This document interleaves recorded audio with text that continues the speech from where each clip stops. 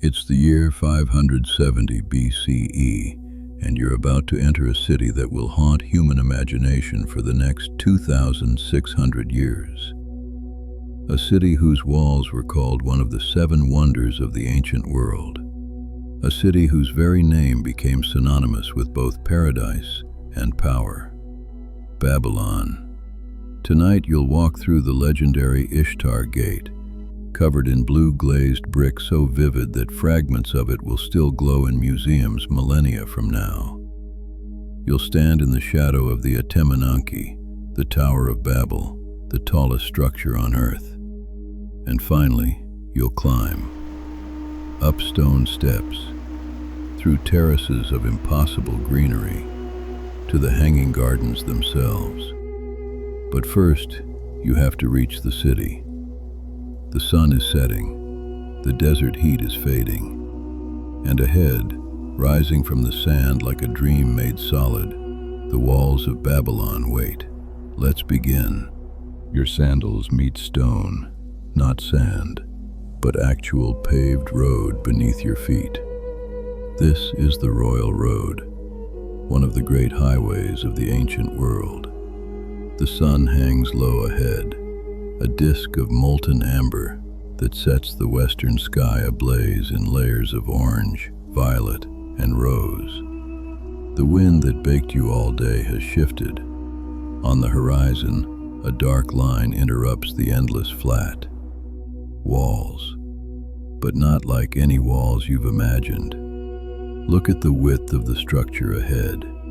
It isn't just a barrier, it's a highway. High above your head, there is enough room for a four-horse chariot to thunder past. It is 25 feet of solid defensive earth, encased in fired brick. The math is staggering. Over 85 million bricks. Your eyes track along the length of the wall, counting the watchtowers. There are over 250 of them. Behind you, emptiness, silence. Ahead, walls that shelter over 200,000 souls. And there, centered in the wall directly ahead, darkness, a void, the shape of an entrance. The Ishtar Gate towers nearly 40 feet above you, but it's the color that locks your feet in place. Blue, deep lapis lazuli. The blue seems to pulse in the fading sunlight, alive somehow, as though the gate itself breathes. As the glare fades, the wall comes alive. They are marching beside you, hundreds of them. The mushushu, dragons with serpent necks, lion forelimbs, and scorpion tails. Bulls stride among the dragons. Aurochs, wild cattle standing 6 feet tall at the shoulder. Your hand reaches out. Your fingertips meet the surface. Cool, impossibly cool despite the day's heat. The glaze is smooth as glass. The fit is perfect, each brick assembled with such precision that the images align perfectly. The sun drops below the horizon. For just a moment, its final rays strike the golden creatures.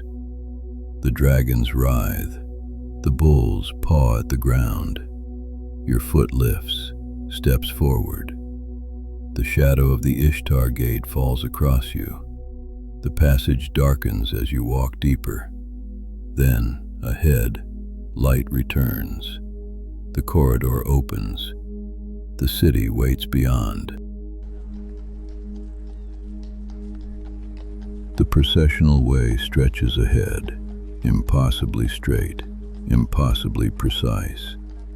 This is the main ceremonial street of Babylon. Your sandals whisper against the stone. The sound echoes back to you from walls rising on both sides. The sun has set completely. But darkness doesn't fall on Babylon. The city transforms. Up and down the length of the Processional Way, torches ignite. One by one, Like stars coming to life on Earth, the lights materialize. The street is wide enough for 2 ox carts to pass, yet narrow enough that the walls create a sense of sacred enclosure.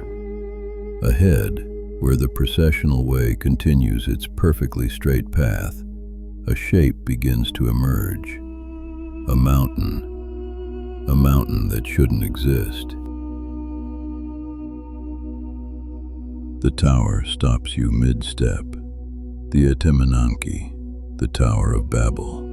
7 massive tiers climb toward the sky, each one smaller than the one below.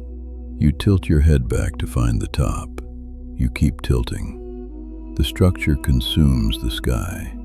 It is a mountain where no mountain should be. The base is a perfect square, each side measuring over 300 feet. That's a footprint larger than a city block. It stands as tall as a modern 30-story building, built without modern engineering.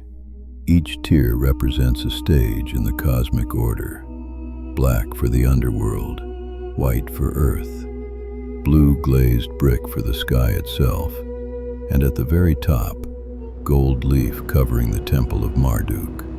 And there, at the very summit, hundreds of feet above the city, a point of gold flickers against the darkness. The sacred fire of Marduk's temple burns at the top. The fire is so high it seems to compete with the emerging stars. But you can't stay here forever. From somewhere to your right, you catch new scents on the air.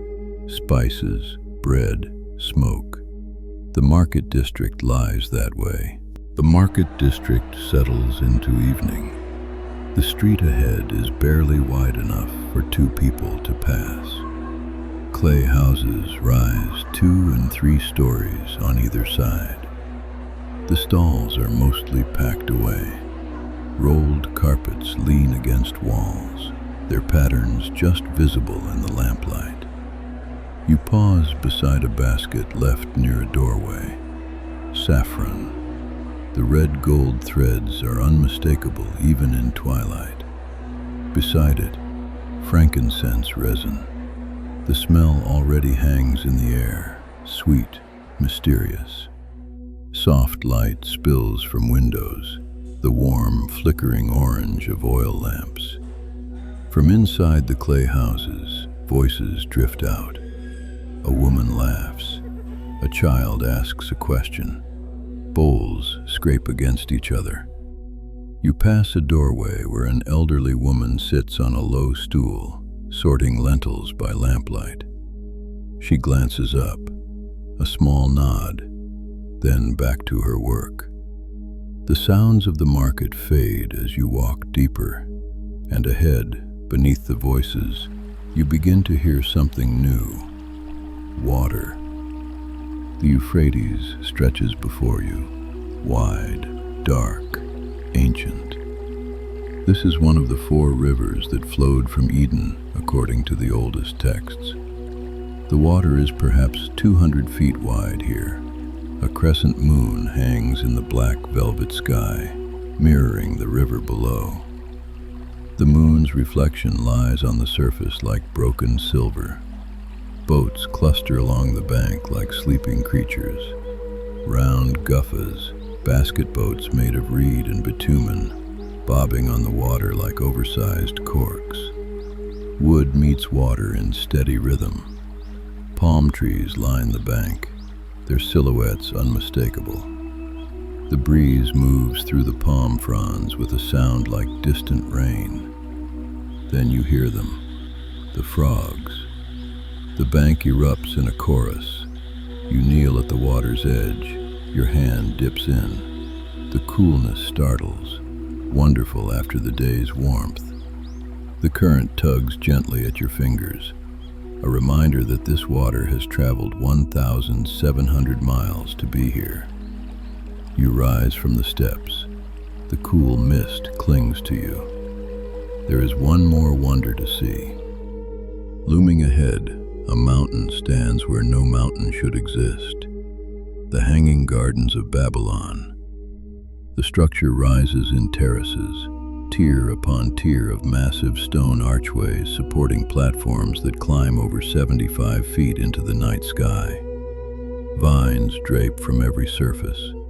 In the moonlight, you can make out grapevines heavy with fruit, and the trees growing in the sky.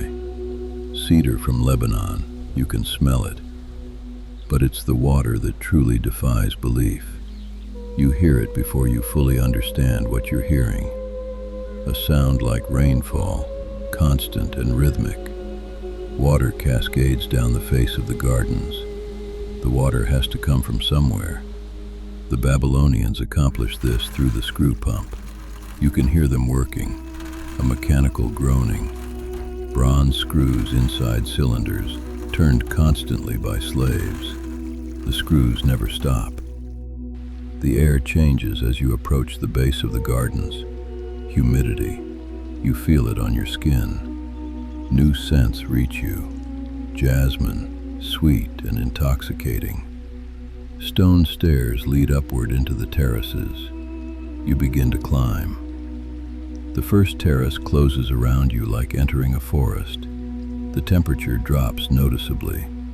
You climb higher. The second terrace opens up. You pass trees whose trunks are as thick as your leg, growing 60 feet above the ground. And then you reach the top. The seventh terrace spreads before you. You walk to the edge of the terrace and look out. Babylon spreads in every direction. The Euphrates cuts through the center, and dominating everything, the Etemenanki rises, its fire burning eternal at the summit. You find a stone bench near a pool of water. You sit, rest. The sounds of the gardens continue around you. Time passes differently here, but gradually, something begins to change. The darkness to the east starts to soften. The sky transforms before your eyes. Deep blue bleeding into violet, into rose, into the palest gold. Then it happens. The first ray of sunlight strikes the golden tip of the tower. The light spreads downward, touching the upper tiers, illuminating the blue glazed bricks. From somewhere in the city below, a rooster calls. The city begins to wake. A cool breeze rises with the sun, moving across the terraces. The feeling is almost like waking from a vivid dream. You walk through the Ishtar Gate. You stood in the shadow of the Tower of Babel. You climbed to paradise. But your journey here is complete. The city is gone. You are back in the present. The desert silence returns. But now you know. You know the scale of the walls. You know the blue of the gate. Thank you for joining the journey. Subscribe to see where and when we travel next.